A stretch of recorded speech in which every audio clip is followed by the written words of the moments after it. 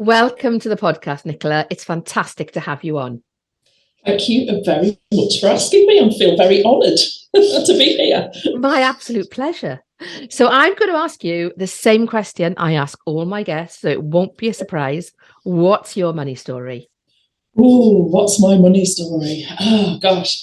Money for me is, it's a big deal because I think for everybody it should be a big deal. It's one of those enablers, isn't it? It's the thing that you need to do all the things that you want to do. But I'm very debt averse. And I suppose that comes from my childhood and being a teenager in the 80s, where it was all about loads of money and, Wonga and all of this kind of thing. But really what that loads of money and Wonga was all about was just having a whole heap of debt. Yep. And I'm old enough to remember the crash in late 80s, early 90s, can't remember exactly what year that was, and watching my mortgage interest rate go through the roof. Thankfully, I've never been someone that borrows up to my limit, so it was manageable. It wasn't a catastrophe for me, but I had lots of friends and colleagues that literally overnight couldn't afford to pay their mortgages, and it was kind of a strange feeling. So me personally, I like to pay cash. I like to buy things outright. I don't drive a flashy car anymore. As I say, from the 80s, everybody wanted a Porsche. They all wanted to wear a Rolex. Those things just don't excite me anymore. And they stopped exciting me sort of towards my late 30s. And I started to think, I can afford that without going into debt. So that's kind of my money story. I don't have debt. That's my goal, is to not have debt. And do you think holding that belief has empowered you or held you back in any way?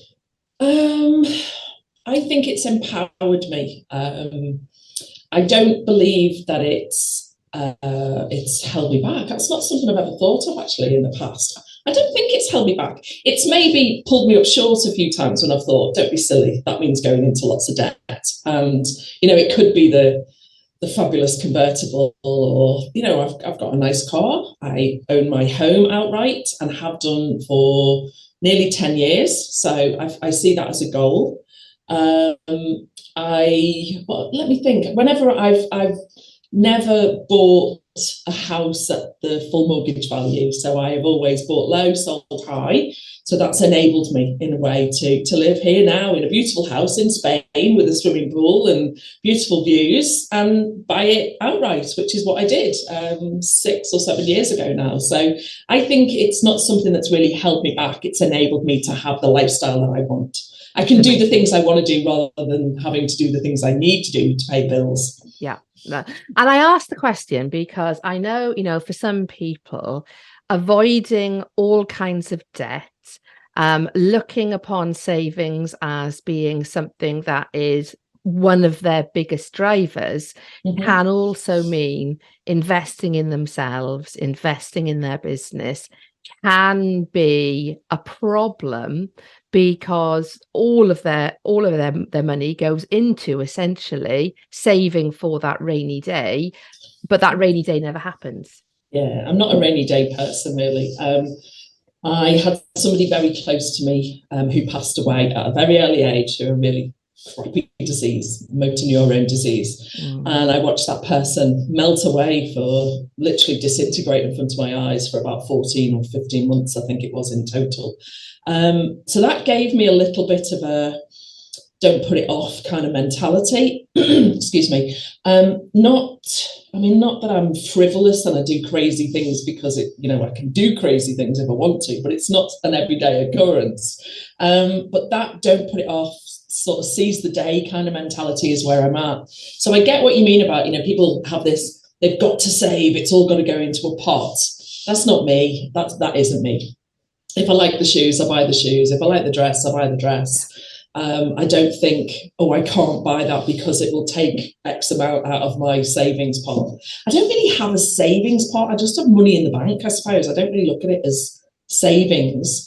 I love to travel. Traveling, the COVID and the pandemic was the hardest thing in the world for me. Tell me about it. Excuse me, I've got a little bit of a frog in my throat. It was the hardest thing in the world because I was used to traveling for my work as well as traveling for pleasure. So I would say, you know, at one point, I lived in a hotel in Dubai for 18 months because I was working out there. So, you know, having to all of a sudden stay in one place, that was really difficult.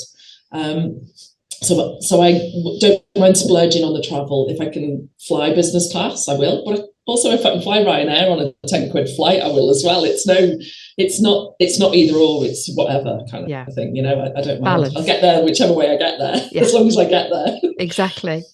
And where do you think your relationship with money has come from? Oh gosh, it's really odd because my mum and dad weren't savers. And my mum still isn't a saver.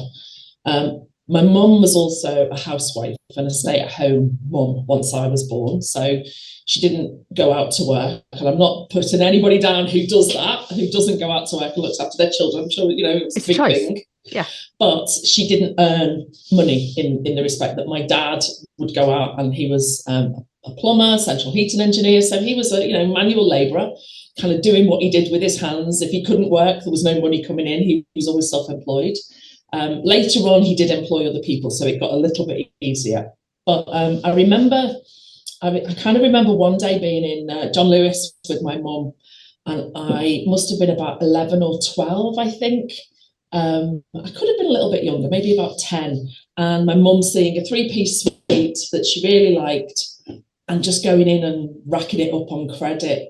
And I remember at the time thinking, wow, we're getting a new sofa, a new 3-piece suite. It was a beautiful. Parker Knoll, I think, was the brand, and it was beautiful. Expensive was what it was. And without a thought of even how it was going to be paid for, my mum went in and you know, wrapped it up on the credit. And I remember her coming home and saying to my dad, we've got a new 3-piece suite. My dad had no idea this was going to happen.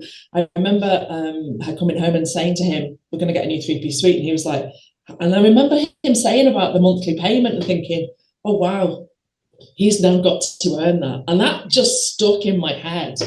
And then through my teenage years, once I left school, I actually went to work for quite a big hairdressing chain that were all about the image, all about the money. Everybody was driving a Porsche. They were all walking around in an Armani suit in the 80s, you know, so it was all kind of big shoulder pads, big and exciting. And then it all came crashing horribly down. The 2 guys that ran it ended up going to prison for all sorts of fraud and things. And they lost the lot. They were millions in debt, I think. And it just was that wake-up call for me in my early 20s that actually there's a better way to do this. And this is not the way I want to be. I can't live on my nerves in that way at all. It's not a good way to be. So I suppose where I am now comes from those couple of instances. Yeah.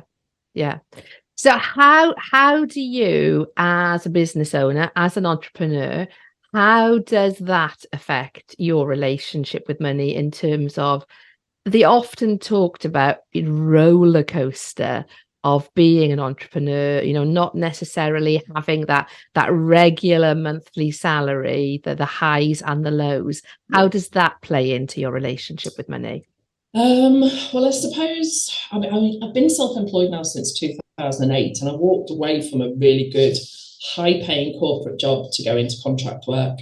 And that sounds like a massive risk, but actually, at the time, the contract was signed before I handed in my notice to the company that I was working for. So was it a risk? Yeah, it probably was. I mean, I remember sitting at the airport the first time I heard the words credit crunch. I'd just packed in a job and I was on my way to go live in Dubai, and I was thinking, what the heck have I just done? It turned out really well. It turned out okay. But I suppose from a self-employed point of view, yes, you know, I've had peaks and troughs. I did one contract where I was working for an agent, and the end company went bust before the agency got paid. So of course I was out of pocket completely. So it made me put different things in place. I always made sure I got my sort of expenses and living expenses up front, so that if I wasn't going out of pocket, so that wasn't a big deal. But I suppose from a self-employed point of view, yeah, it's always uncertain. You don't know what's going to happen. Having an insurance policy, a self-employed insurance policy, for me is crucial.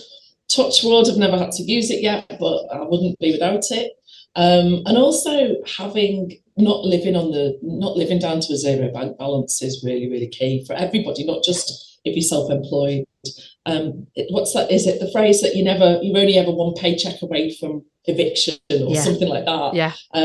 I always think I feel a bit safer because I don't have a mortgage or a rent payment. I own my own property outright, but I still have the day-to-day living costs. If I don't pay my water bill, they're going to cut me off. Yeah. And here in Spain, they're quite ruthless. They do actually just cut you off. So you don't get that leeway the way you would in the UK, I don't think.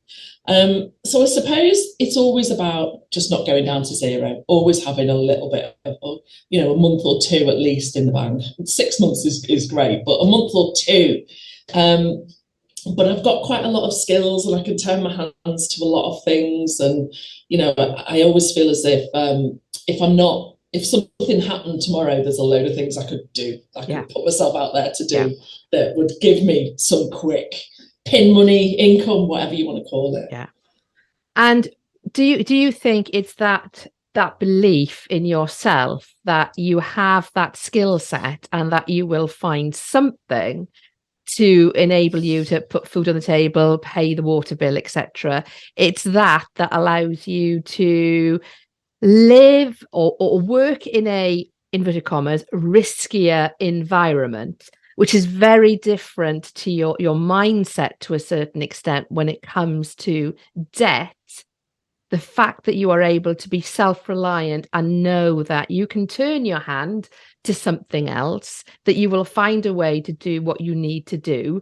Do you think that is the secret to an entrepreneur's success, not putting all their eggs into one basket and only being focused on the one thing that they are known for?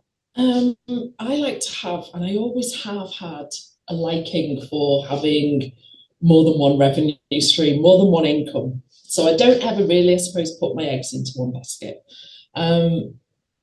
But I also have that mentality, now whether it's right or wrong. And again, this stems back to watching somebody who was very sick, and it didn't matter how much money we had in the bank. There was nothing that was going to change that situation. He had motor neurone disease, and from the minute you're told you have motor neurone disease, there's no cure, there's no hope. Yeah. It's literally, you have X amount of months left, give or take. Yeah. And my favourite phrase, although I've not used it for a while, so I think maybe I'm getting out of that habit a little bit, is nobody died.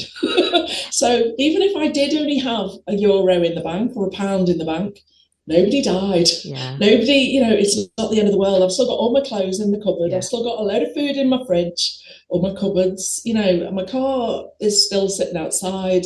Okay, I might struggle to put petrol in it, but nobody's going to take any of it away from me. So nobody died, and I can always kind of scramble something together to get enough to, I don't know, pay the water bill or pay the electric bill or whatever. So I'm not in that frame of mind where, yes, I am self-reliant, but at the end of the day, it's not the end of the world if actually you do have a dippy month and it all goes horribly wrong. In fact, this month for me has been a strange month. If you've been following my social media, my month has been up and down this month. It's been a very odd month. Thankfully, I know it won't continue, and it's not dented me that much, and I can laugh about some of the stuff, and I can find humour in it, but those months happen, and being realistic about them happening is probably the best mindset you can have. Don't expect it to always be plain sailing, but at the end of the day, it's not the end of the world. Nobody died. Yeah, and I think you're so right, though. I think there are so many really, really sad stories, taking place at the moment, around the world, be it personal tragedies, be it, wars going on, economic hardship, etc., etc. If you can find a way to almost be blinkered in terms of what is going to help me right now, what can I do to help me right now, and not be focused on the what if, because the what if is usually never going to be exactly, you can't control it. And it's usually, not as bad, as you think it is. I ran a challenge in a group that I'm an associate coach for this week. And one of the exercises, and it'll sound a little bit grim when I describe it, but a couple of people messaged me to say how highly impactful it was. It was to actually think about, being told you had just 5 years left to live. And what difference would that have with regards to what you did and how you did it? And prior to asking that question, I just gave an analogy where I said, imagine you came in from work and you were feeling absolutely knackered. You'd had a really busy day. Things hadn't necessarily gone your way. You were feeling worn out. You were meant to go to an aerobics class, but you got home. You just felt too tired, could not be bothered. You were upstairs. You were changing into your pajamas and dressing gown. All of a sudden, you smelt smoke and the fire alarm went off. Oh my God, there was a fire in the house. You grabbed, your nearest and dearest, your most important things, and you sprinted out of that house because your life depended on it. So you weren't dog tired. You didn't not have energy. It's just you couldn't be bothered to go to the gym. And I think that whole thing about, thinking about, I've only got 5 years left to live. Would I still be doing what I'm doing right now? Or would I be making different decisions? Would I be getting out of my own way? Would I stop procrastinating? Would I not be putting boundaries in place, etc., etc., etc.? So I think you're right. Having that attitude of no one's died and actually going, okay, what do I need to do to help myself is the best and most progressive mindset you can have, because it doesn't hold you stuck. It actually gets you being more solution focused on what you need to do. Yeah, I am very solution process driven anyway. I mean, I write business plans for a living, come on. So, you've got to be a little bit sort of process driven. But I think that the whole, if I only had, 6 months to live or 5 months to live or whatever, the point that you miss is if you're that ill, everybody says, oh, I'd just go around the world, I'd travel. When the person that I was supporting was diagnosed, there was no going around the world. There was no, because he just couldn't have done it. There was just no way. Yeah. So, that whole what would you do? And it just became really important to have friends and family around, to watch good stuff on TV, because there wasn't a lot of other stuff. If we could get out of the house, it was to go somewhere nice, pretty, nice view by the sea, in up a mountain or whatever, wherever you could get with the car, and have a cup of tea became, have a nice cup of tea while sitting by a pond somewhere became a really amazing thing to do. So it's all relative to your situation. It's not all about getting on a plane and suddenly ended up in Australia or wherever, the Middle East, or it's about living the moment as best as you can. And it doesn't have to be some amazing adventure. It can just be having a cup of tea sitting by a lake or a pond. It really can. Exactly. So I'm always optimistic, although sometimes I think maybe that sounded a little bit pessimistic, I'm not sure, but I am an optimistic, I am a glass half full person. If someone says to me they've got a problem, I never say, oh no, that's terrible. I say, okay, right, come on then, what are we going to do? How do we solve it? And that's just me, project management skills kick in, and that's how I've always been. I'm always optimistic. I don't get bent out of shape over things that are just, a bump in the car or whatever. It's so what, it's only a car, it's not the end of the world, nobody died. So it's, I am an optimistic person anywhere.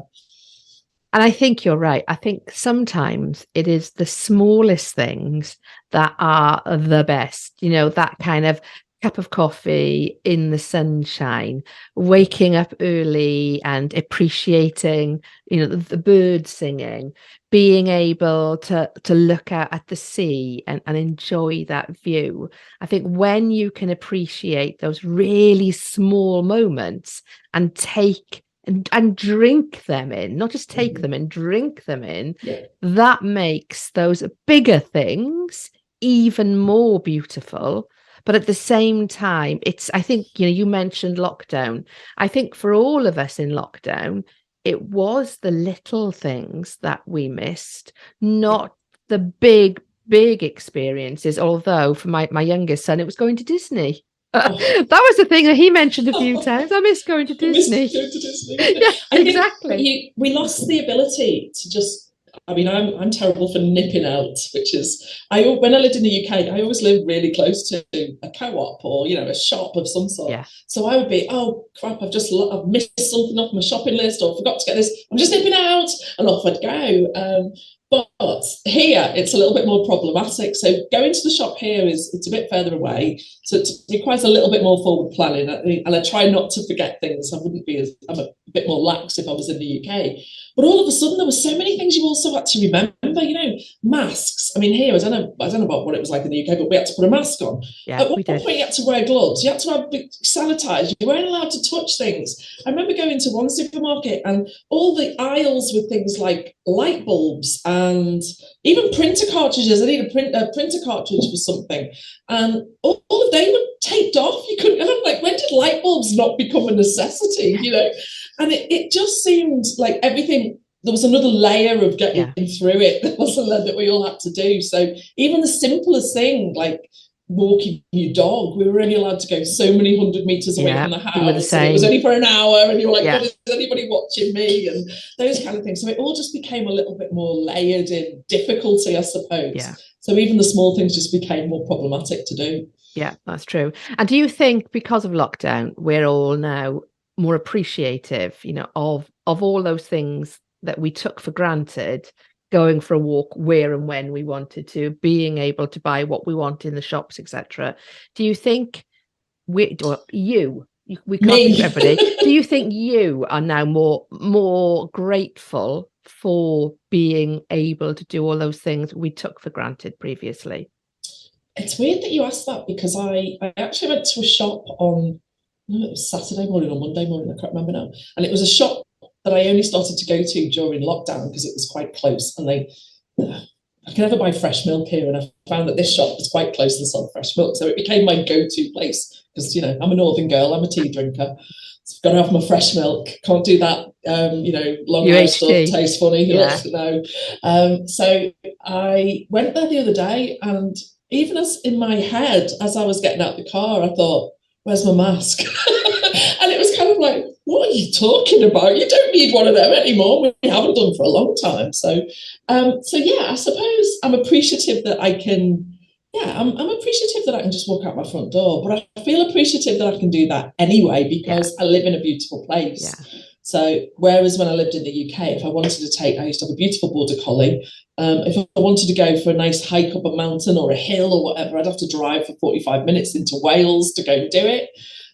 Whereas here, I walk out my door and I'm surrounded by olive groves, tracks, almond groves, asparagus fields, and I can just wander anywhere. I can say hello to a few people. So yeah, I'm really appreciative of that, but I'm not sure it's anything to do with lockdown. I think I'm just appreciative because I'm in a great place, really. Yeah. And what is life like in Spain versus life in the UK? Oh my gosh. And I have a reason for asking you that. I have a real personal reason for asking you that. So answer the question. It's hilarious on some levels. Obviously, I don't live in a very expat area. In fact, I don't live in an expat area at all. I live in a tiny little agricultural village. And I would probably say there's about 2 or 3 people in the village that have a tiny little bit of English. So it was sink or swim with the Spanish. And the amount of misunderstandings, turning up at people's houses when we were 2 hours too early because we'd missed the gist of what was being said. But saying that, really friendly. I've been invited to all sorts of things, family occasions, family events, weddings, communions, barbecues, you name it. Come along. It's good. It's a good life. You have to get used to doing things. Obviously, we have siesta here. So if you haven't done it by 1 o'clock in the afternoon, forget it. You can't do it until after 5. And I'm not really an evening person. So if I'm going to go to the supermarket, I go in the morning. Yeah. In the UK, I might have gone at like 2, 3 in the afternoon. But here, I go in the morning because there's no way I'm going at 5 o'clock. We have tapas culture. So where I live, which I love. Everywhere is free tapa. Granada is the inventor of tapa, and you get a lovely free kind of little tiny plate of something wonderful every time you buy a drink, which my friends are all blown away by. They're like, get another drink, what do you get next, kind of thing. So, that's a really fantastic thing. I live in a beautiful place. I've got mountains. I'm close to the beach. So it's a fantastic lifestyle. Definitely, it takes a bit of getting used to, but I think I've never tried to make it into Little England. I try to be as Spanish as I can. Fail miserably sometimes. Don't get me wrong, but the effort is always there. And I get a little bit upset when I hear people complaining about the Spanish as well, because to me they've always been really hospitable, friendly. They think I'm a bit crackers for moving here, but hey, maybe I am.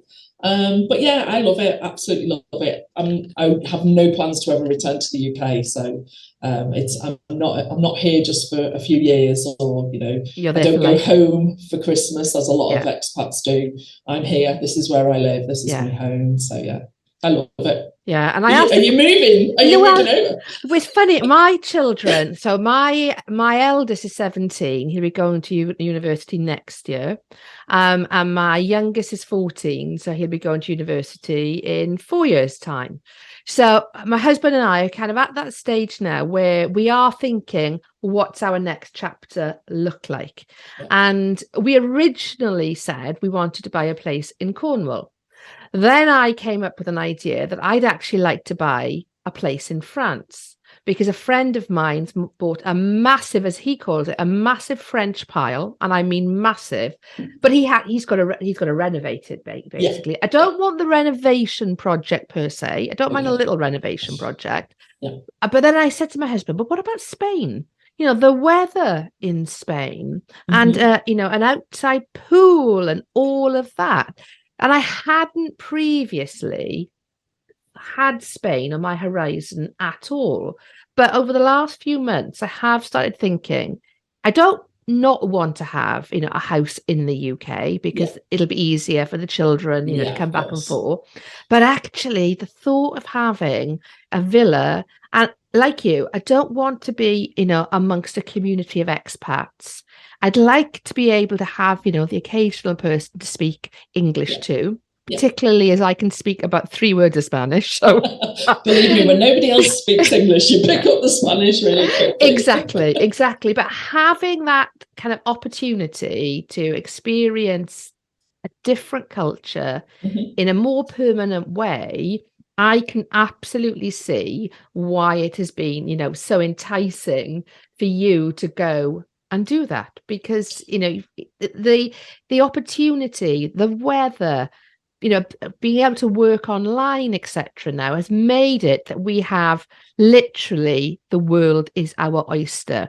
We just have to do this. Sometimes I forget I'm sitting in Spain. Sometimes I'm like, I could be anywhere in the world.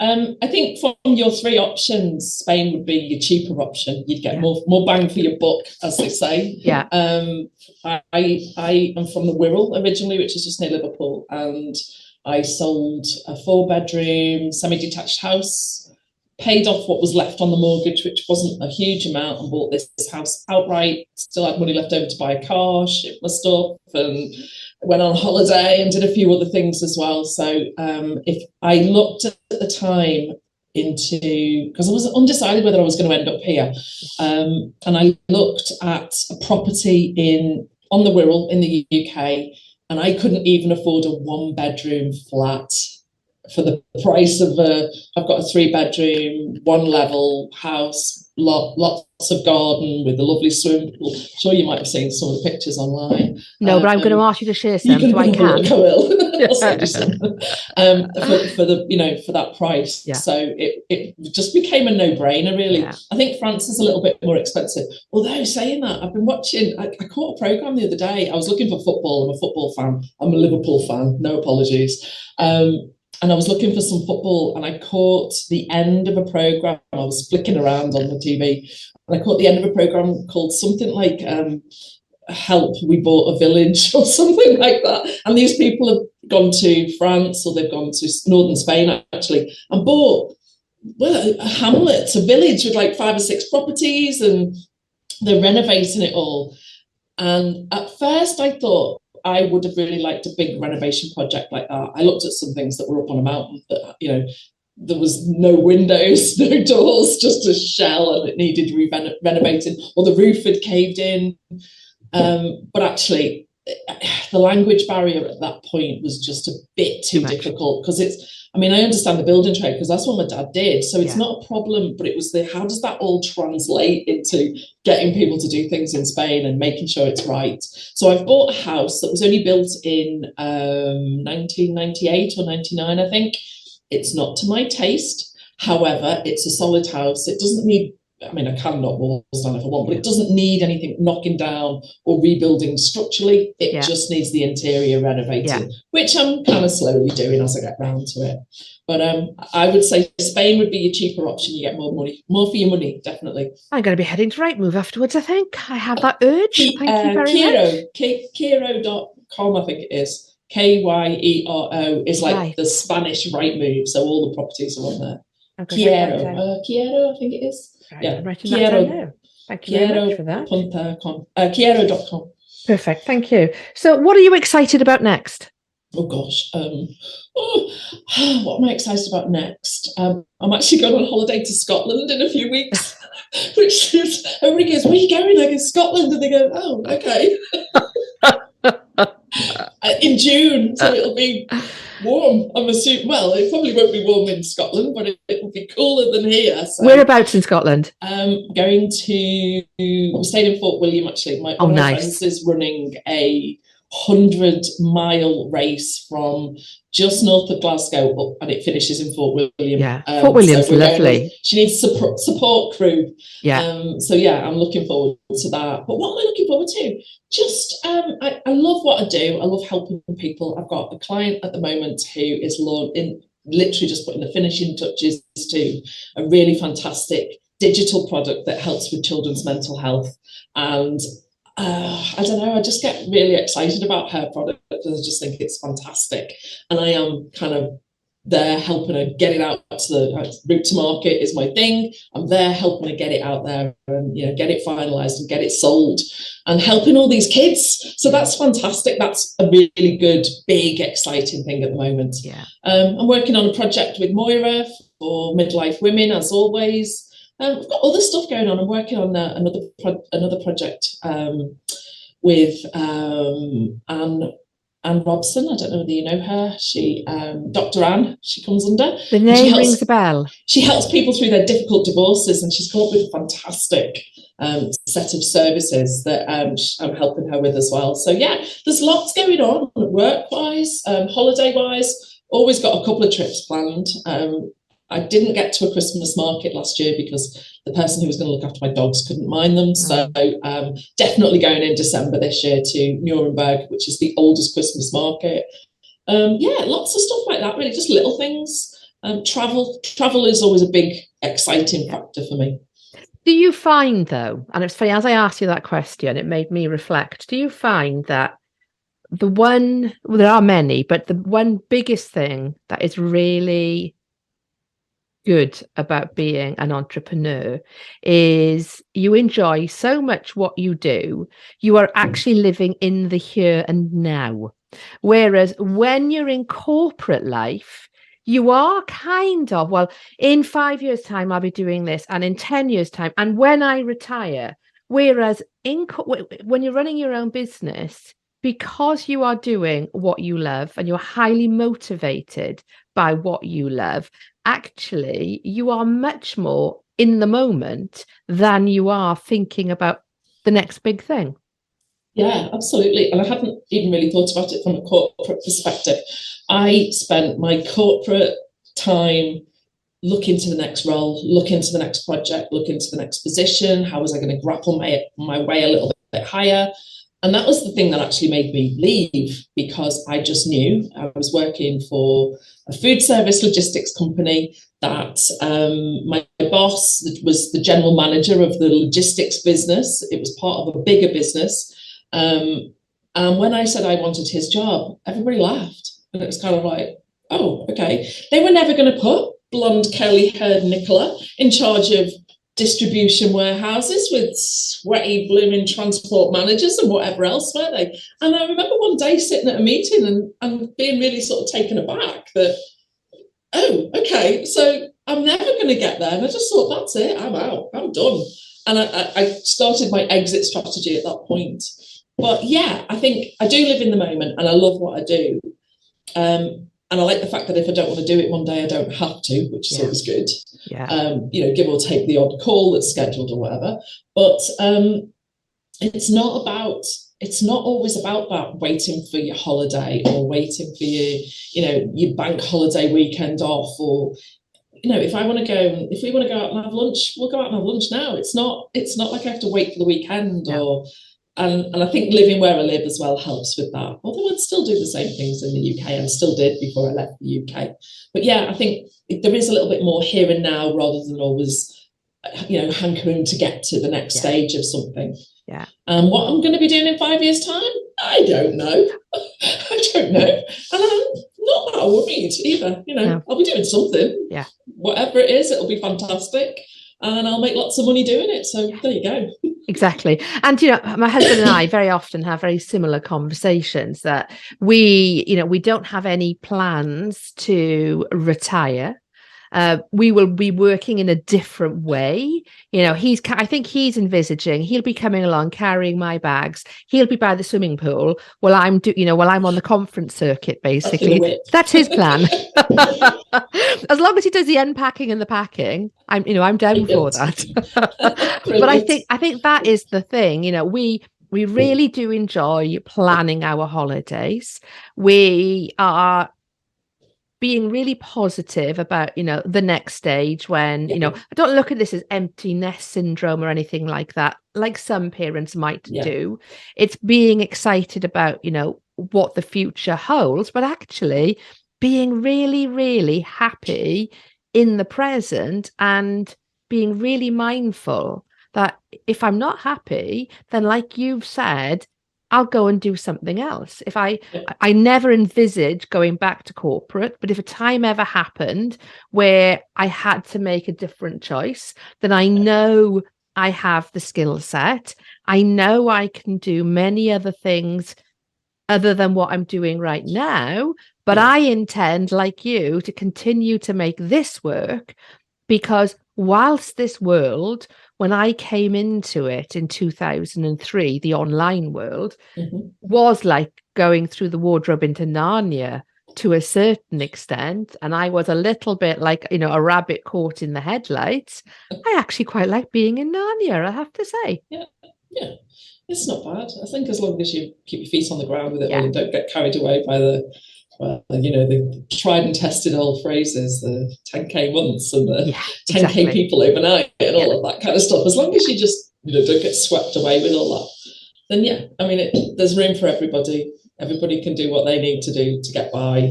And there's not too many things that I see online that offend me because I curate what I see. So if I don't want to see it, then I won't see it again.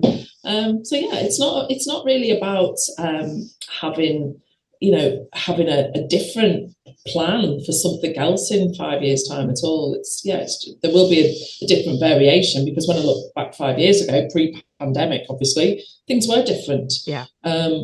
Things do change over time. Nothing ever stays the same, but change is good. Change means that you're reacting to the environment around you. If you stay still, it means the environment's moving and you're not. So I'm all for just progress, let it grow organically, let's see where we end up. Absolutely. I think I'm all for evolution over revolution. Absolutely, I think that kind of suits me and my nature. So how can people connect with you, Nicola?